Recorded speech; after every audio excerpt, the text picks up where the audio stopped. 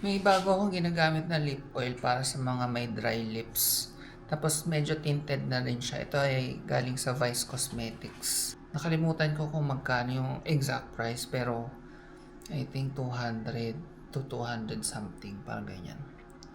Lakas niya maka-fresh kasi medyo may tint siya, tapos makaka-moisturize siya ng lips. Ayan, no? 'Di ba? Ayan, no, paubos, ay, hindi naman paubos pero ang dami nang nabawas. Kasi kahit bago matulog ginagamit ko siya.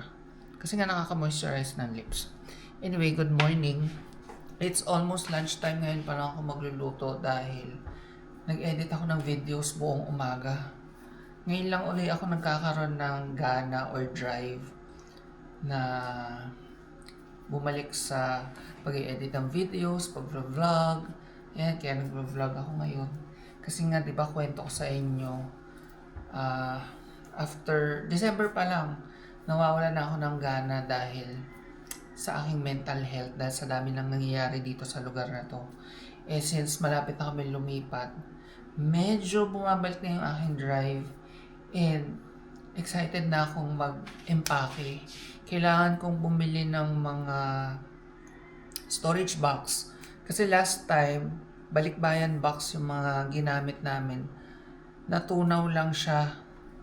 So, sayang yung pinambili. So, this time, storage boxes yung mga bibiliin kong lalagyan ng mga gamit na i-empake. Para magagamit pa namin doon sa lilipatan naming house.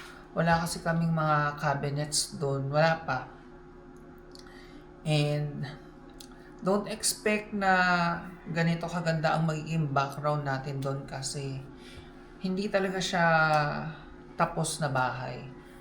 Ang reason lang kung bakit yun ang napili namin ay dahil yung landlady namin, unang-una, payag siya sa may baboy. Actually, may dati silang baboyan doon sa likod ng bahay. Pinagpaalam ko kung yung isang pinto ay pwedeng gawing bahay ni Bailey. So, hindi na namin dadalhin tong bahay niya dito. Dito na lang yan. Tapos, malaki yung loop, yung paligid, malawak. Tapos, ano pa ba? According dun sa landlady namin ay tahimik talaga.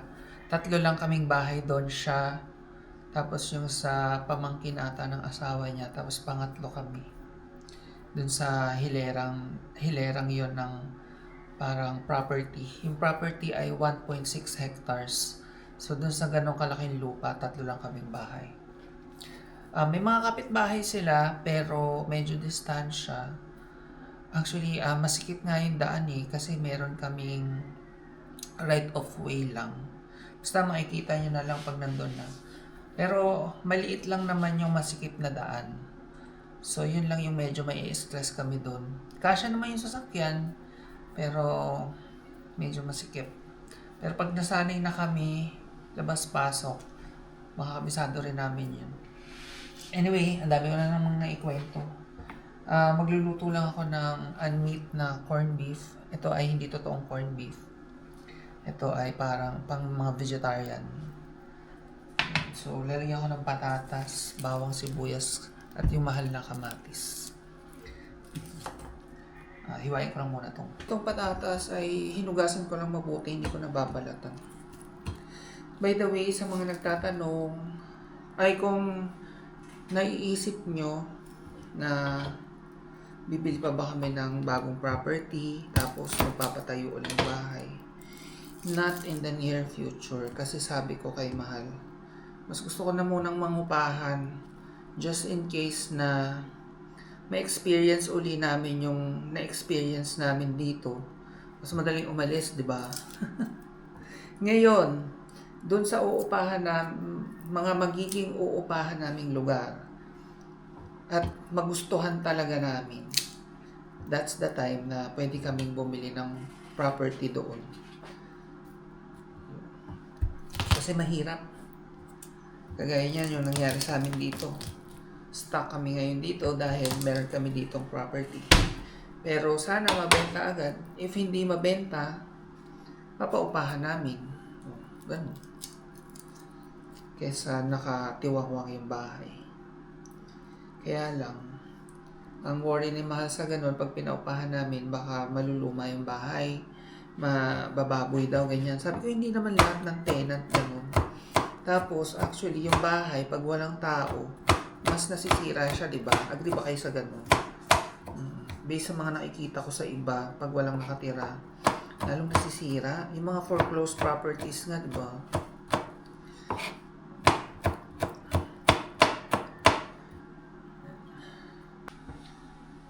And if ever na bibili uli kami ng lupa, gusto ko naman, malapit naman sa dagat. Dahil beach person talaga ako. Sakto sa Batangas City kami nilipat. Ang daming pwedeng mapuntahan dagat doon. So, okay din. Excited na ako sa mga magiging adventures natin sa Batangas. Kasi may times ang dami na nating ang dami na nating naging adventure sa iba't ibang lugar. Diba? Sa Bulacan, Cabanatuan, Gapan. Dati puro doon po kayo dinadala. Tapos nung napunta kaming Candelaria, mga Quezon naman ang ating mga pre-promote na mga pupuntahan. In a way, ang saya din kasi iba't ibang place, iba't ibang restaurant, iba't ibang kainan, iba't ibang coffee shop yung ating mga napro-promote. Although hindi nyo man napupuntahan, at least pag nagawi kayo sa lugar na yon, pwede nyong search, ano nga ba yung sinabi ni Mark na pwedeng puntahan dito? Kunyari sa San Pablo.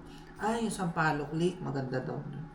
Diba? So, medyo kahit papano ay nakakatulong tayo sa turismo. In my own little way. Hindi ko sinasabing sobrang nakakatulong ako Yung lang. In my own little way. Anyway, igigisa ko na to.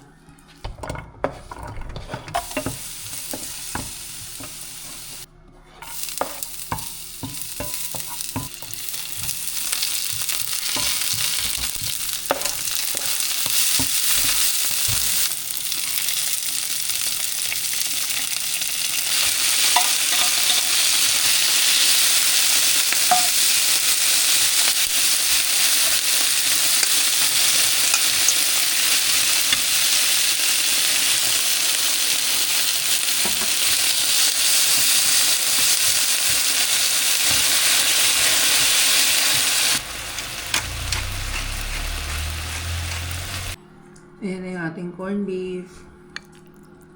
Na hindi totoong corned beef. Meron root beer. Yung rice ko ay kanin lamig lang. Pero okay na yon kasi sabi nila, lalo na pag freezer daw yung kaning lamig, mas nababawasan yung sugar. Sabi dun sa nabasa ko. Sabi sa Facebook. Naka-jacket ako kasi ang lamig pa rin dito sa amin. Yun din yung isang mamimiss ko dito sa Laguna, dito sa part na to, sa Rizal, sa San Pablo ng Carlan. Malamig yung climate. Similar sa Tagaytay. Minsan nga mas malamig pa dito kaysa dun. Kasi one time pumunta kami dun. Ang init. Sabi ko mas malamig pa dito sa atin.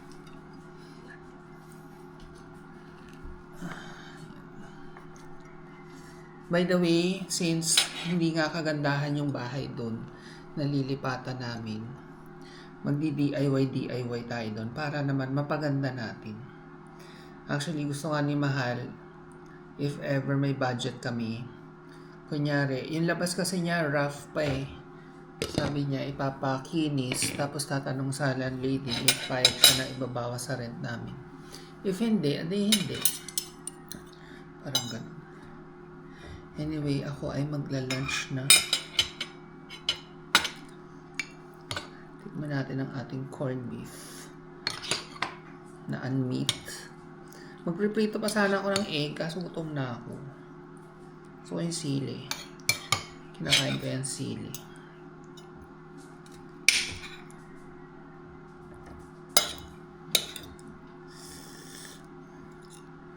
Kain tayo. Hindi nyo pala nakikita.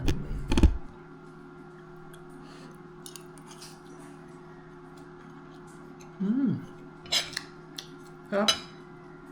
Hiniwa ko yung siling green tapos kinakain ko siya. Mas nakakagana. Kumakain din ba kayo ng sili? As in yung kinakain nyo talaga? Ako, oo. Si Mahal hindi. Mahina siya sa anghang. Ang sarap ng luto ko, napakasimple lang. Although, hindi kami laging ganito kasi process pa rin to kahit na vegetarian. Minsan-minsan lang ako mag-corn beef.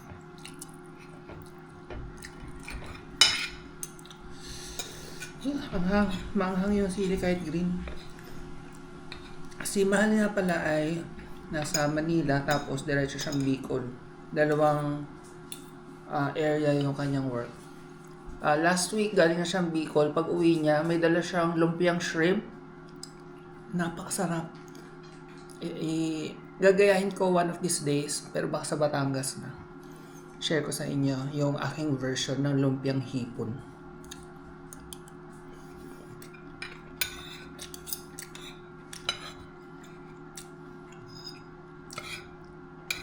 Anyway, kain muna ako.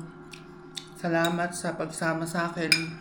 Solo living pansamantala uli ako ngayon for almost 3 weeks. Actually, last week, 1 week na. So, ano pala, 1 month akong solo living.